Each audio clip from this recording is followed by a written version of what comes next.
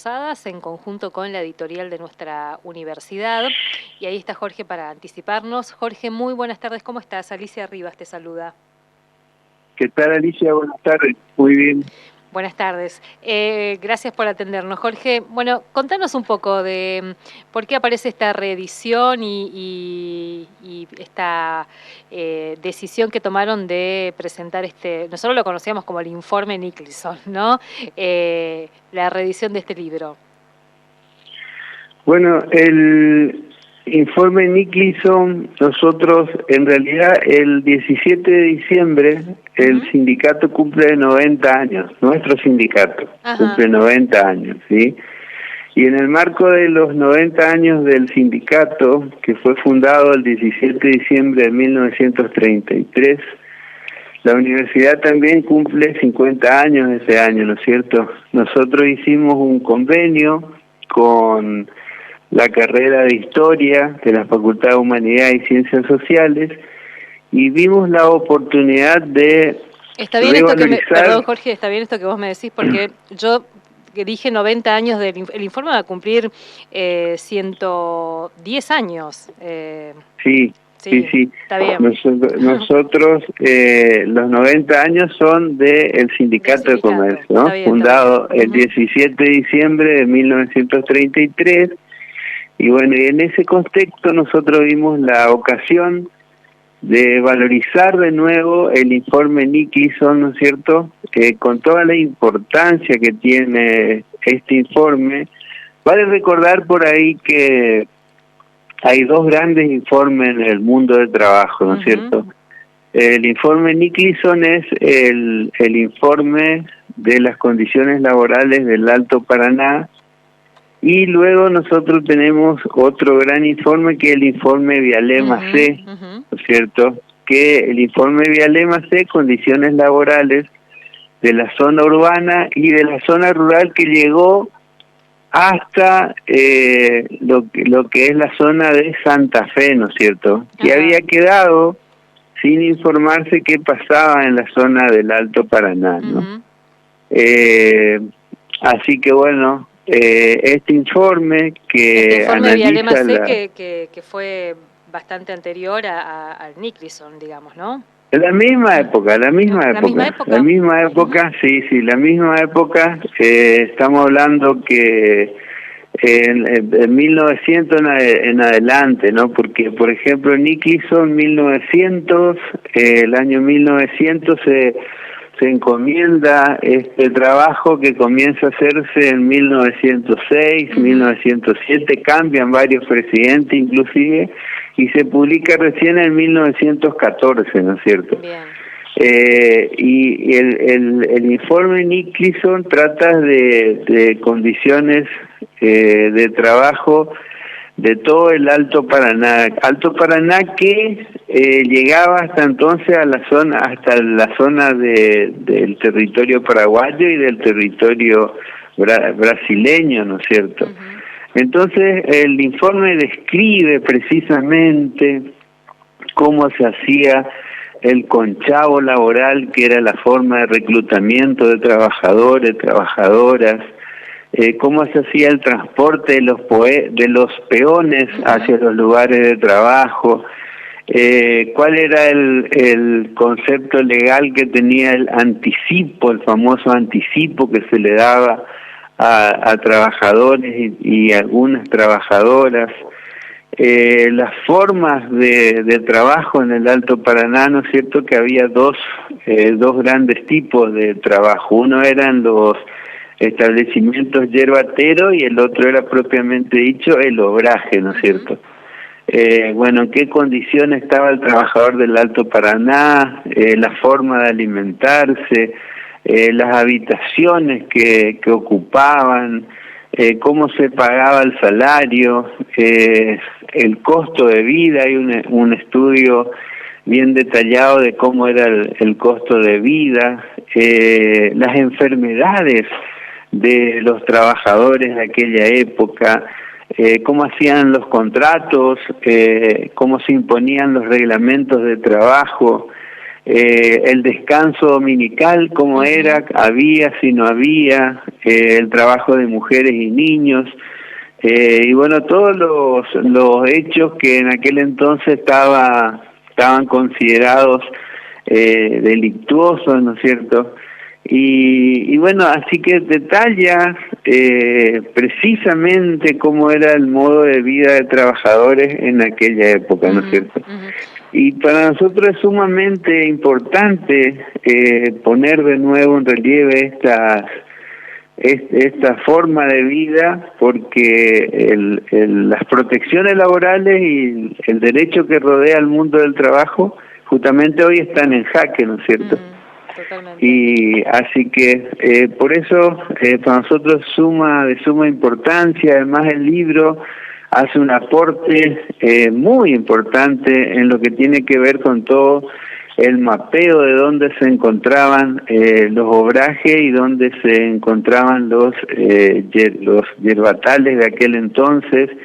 Se hace una puesta en valor de todos estos mapas, que si bien el informe original contenía un mapa, bueno, ahora valiéndose de la tecnología, la editorial universitaria hace una valorización de todo lo que sea obraje, los nombres de los obrajes, los lugares donde existían, las compañías existentes, así que realmente muy lindo. Le vamos a acercar ahora un libro para ustedes, y estamos nosotros celebrando entonces este 90 cumpleaños con esta puesta en valor, ¿no? Además el Sindicato de Comercio participó de todo el proceso después de institucionalización de lo que fue el paso de territorio nacional a provincia de Misiones, ¿no es cierto? Que la provincia también cumple 70 años, ahora el 22 de diciembre. El Sindicato de Comercio, a través del profesor Martín González, que fue miembro de comisión directiva en los años 1972 y 1973, participó de la Comisión Pro Universidad Nacional de Misiones, así que desde allí viene esta alianza Centro Empleado de Comercio y Universidad, ¿no es cierto?, antes de que se constituya la universidad inclusiva. Y bueno, y nosotros también entonces, para dar cuenta uno puede pensar de la presencia de la organización sindical en toda la comunidad, digamos, ¿no? Sí, en toda la comunidad, en todos los grandes hechos, si se quiere, de nuestra joven provincia, y también que ya en 1933 se pensaba en una organización sindical para proteger, ¿no es cierto?, los derechos de las personas que trabajaban, ¿no? Y el informe Nicholson es base para que haya sindicatos en esta zona, ¿no es cierto? Nuestra Federación de Empleado de Comercio tiene la personería número 1, y nuestro Centro de Empleados de Comercio de 1933 es uno también de los más antiguos, con inscripción y con personería gremial en la provincia de Misiones. Si bien había ya diferentes gremios, ¿no es cierto?, básicamente los compañeros del sector fluvial ya estaban, digamos, trabajando, madereros también, pero que habíamos cumplimentado la burocracia de la inscripción, éramos los trabajadores de cuello blanco, como se decía en aquel entonces, por empleados de comercio y servicio, ¿no es cierto? Jorge, y que esta es la ocasión en la que se presenta este informe, ¿sí? Este libro. Jorge, y para contar a aquellos que no conocen el contenido, cómo caracterizaba, cómo describía la vida de los trabajadores y las trabajadoras en ese tiempo, contanos un poco, ¿qué es lo más llamativo que nos mostraba este informe? Bueno, la verdad que el trabajador era una persona sin instrucción, que trabajaba de sol a sol, trabajaba cuando el sol salía y dejaba de trabajar cuando el sol entraba, el peón era una víctima del obraje, ¿no es cierto? Y el obraje era lo que se imponía además la extracción al máximo del capital, y lo que se ve claramente en este libro es esa disputa entre el capital y el trabajo, prácticamente una guerra, ¿no es cierto?, entre el capital y el trabajo. El capital que quería obtener la mayor ganancia en el menor tiempo posible, sin importarle la vida y las condiciones laborales del peón en el obraje, y por lo tanto el trabajador poseedor exclusivamente de ese trabajo, ¿no es cierto?, sin ningún tipo de protección, porque estaba abandonada la suerte que tenía con su trabajo, ya que todo lo que tenga que ver con el gendarme de policía de aquel entonces protegía a los patrones, protegía al capital y protegía el extractivismo exclusivamente, ¿no es cierto? Y juntar plata en el menor tiempo posible era el único ritmo y lo único que se justificaba, ¿no es cierto? Por eso digo este término que utiliza el libro, ¿no es cierto?, que el peón es una víctima del obraje, ¿no? Y una víctima de ese modelo de extractivismo que se imponía y que muchas veces trata de resucitar, ¿no es cierto?, en el presente, claro, de reeditarse en el presente, ¿no? Ahí hay que decirlo también por ahí en ese contexto, casi sin ninguna legislación que proteja a los y las trabajadoras, ¿no? Sí, sin ninguna. Por eso es importante la presencia de este inspector, que muchas veces el inspector por ahí, hay que decirlo también, José Elías Nicholson, se empleaba como trabajador de los obrajes para observar condiciones en que se trabajaba, ¿no es cierto? Cómo se hacía el reclutamiento de los trabajadores, el intermediario o el conchavador, como se le decía, ¿no es cierto? Como siempre había un conchavo fraudulento, se le engañaba el tiempo que iba a ir a trabajar, se le engañaba con la paga, con el adelanto. El conchavador era el dueño de los almacenes, de las tabernas, de los bares de aquel entonces y de los prostíbulos. La relación con las personas que trabajaban como prostituta en aquel entonces, digamos, también está claramente descrito, y cómo todas estas artimañas eran utilizadas para sacarle plata a trabajadores de la época, ¿no es cierto? También hay unos apartados muy interesantes que tienen que ver con las enfermedades que tenían los trabajadores en aquella época. Está muy bien descrito por el doctor Barreiro. Hay informes policiales también, y la verdad que no tiene desperdicio el informe, la calidad del informe. Nosotros, los chicos de la editorial universitaria, trabajaron muy bien en la reconstrucción de todo lo que sea el informe, ¿no es cierto? Y lograron por primera vez también una puesta en valor de todo este informe que estaba por ahí, que no nos enseña en la escuela por ahí, ¿no es cierto? Hay que decirlo. Solamente lo que estamos en el mundo del trabajo por ahí tenemos idea de este informe, ¿no es cierto?, pero no constituye parte de nuestra formación educativa, ¿no? Por ahí describe, ¿no es cierto?, en la parte de las enfermedades, que los obreros del Alto Paraná son sujetos en general, dice, hijos de alcoholistas, es el término que usa para decir hijos de alcohólicos, ¿no? Presentando toda por ahí la sintomatología que dejaba la enfermedad de aquel momento, que era la gran enfermedad, las grandes enfermedades que eran la sífilis y la tuberculosis, ¿no es cierto? También abunda bien perfectamente la la alimentación de la época, que si bien era una alimentación abundante, pero fisiológicamente era insuficiente para el obrero, ¿no es cierto? Por lo tanto, la vida del obrero, un obrero que tenía 23 años, parecía una persona de 40, 47 años, ¿no es cierto? Por las condiciones en que trabajaba, ¿no es cierto? También describe la inclemencia del clima, cómo vivía, en qué consistía en esto, ¿no es cierto? Las afectaciones que hacía sobre el cuerpo, la sífilis, la tuberculosis, y bueno, realmente cuando uno retoma la lectura del informe, también queríamos nosotros poner en valor esta forma de hacer inspecciones, ¿no es cierto? Que ahora por ahí las inspecciones tienen en cuenta la faz recaudatoria, si se quiere, y sancionatoria, y se deja de lado todas las condiciones de y en los lugares de trabajo, ¿no?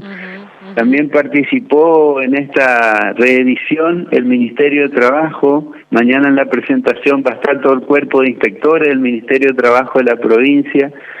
Una decisión política de la ministra es que se impriman libros para que cada uno de los inspectores cuente con este informe, cuente con y analice esta forma de realizar inspecciones, ¿no es cierto?, que nos ayudó a nosotros a ver cómo la contracara de este proceso violento de extracción, esta disputa entre el capital y el trabajo, la contracara de esta violencia fue el nacimiento del derecho laboral, ¿no es cierto? Totalmente. Y por ahí nos toca a nosotros hoy luchar para que el derecho laboral se mantenga, no se chique, no desaparezca. Está bueno visibilizar también este tipo de trabajos, porque tal vez hay mucha gente que cree que las leyes laborales fueron como una concesión así graciosa o un hecho dado en algunos casos, y hay una larga lucha para poder conseguir los derechos laborales,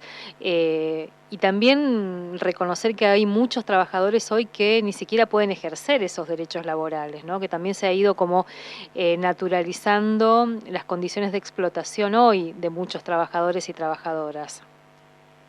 Así es, las mujeres en aquel entonces, para el reclutamiento de los taríferos, dice con I, usaba Nicholson, dice que las mujeres eran acompañantes del tarifero como guainos, en el sentido que ayudaban a la tarea del hombre, pero era el hombre el que cobraba exclusivamente. Y siempre que la mujer pueda ayudar como un guaino, se le permitía que acompañe al trabajador, ¿no es cierto? Pero siempre aclara que la presencia de guainos, mujeres, tariferos y niños que acompañaban también, estaban dispuestos a llevar una vida semisalvaje, ¿no es cierto? Estas eran las condiciones de trabajo en todo el Alto Paraná.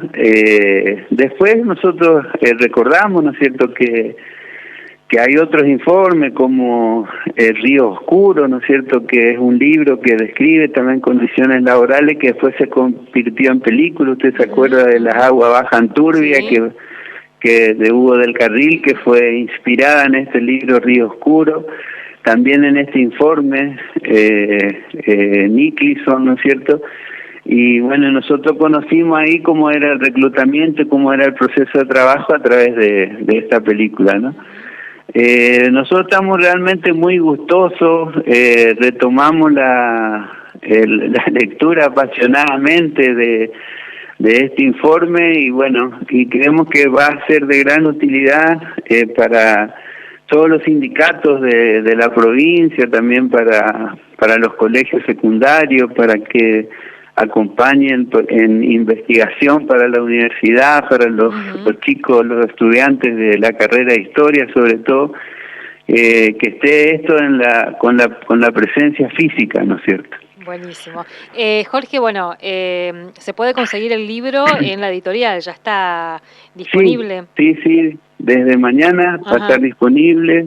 Mañana haremos la presentación. El profesor Jorge Alcaraz, que es director de la carrera de Historia, va a tener a cargo de la presentación. El profesor Froilán. ¿Dónde va a ser? En el cuarto tramo de la Costanera, ahí donde están los trencitos, a las 9 de la mañana. Allí hay un auditorio que se llama Tierra Sin Mal, justamente en la ex estación de tren, ¿sí? Genial, así que... Estación que es del año 1912, entonces queríamos nosotros revalorizar toda esta época, ¿no es cierto?, de 1900, 1914, 1933, la creación de nuestro sindicato, y bueno, y va a estar también el secretario general del sindicato y la compañera ministra, ¿cierto?, que van a hacer la presentación de este hermoso trabajo que es la vida y el trabajo en el Alto Paraná, que tiene una descripción angustiante, pero que nos ayuda a nosotros a pensar cómo esa disputa entre el capital y el trabajo aflora por ahí, ¿no es cierto?, en el sentido de cuando aparece la explotación, ya sea en el trabajo intensivo, ¿no?, o en el trabajo... en las condiciones del trabajo o en la extensión laboral, ¿no es cierto?, esto de querer que las personas trabajen 12 o 14 horas, ¿no es cierto? Jorge, te agradecemos mucho este tiempo y, bueno, vamos a esperar el libro. Muchas gracias. Y les invitamos... Gracias. Si pueden ir, sí, mañana, 9 de la mañana, vamos a estar ahí contando un poco de todo esto, van a estar los que más saben también explicando cómo se hizo la cocina del libro, digamos, que es muy lindo, tiene una tapa muy linda, los chicos trabajaron mucho en el diseño, y le pusieron en valor también todo lo que sea el mapeo, y bueno, las descripciones, se respetó el lenguaje de la época, como el informe fue hecho, se respetó eso, entonces también nos ubica en tiempo y en espacio como eran las relaciones laborales, ¿no? Mil gracias y felicidades también por los 90 años del sindicato, que claramente eso, si hay algo que nos identifica a nuestro país, es la lucha de los trabajadores y los procesos de organización de los y las trabajadoras, así que felicidades y muchas gracias. Muchas gracias a usted siempre por el espacio, ¿sí? Hasta luego, Jorge. Hasta luego. Jorge Gómez, y esta invitación, Vida y Trabajo en el Alto Paraná, en 1914, de José Elías.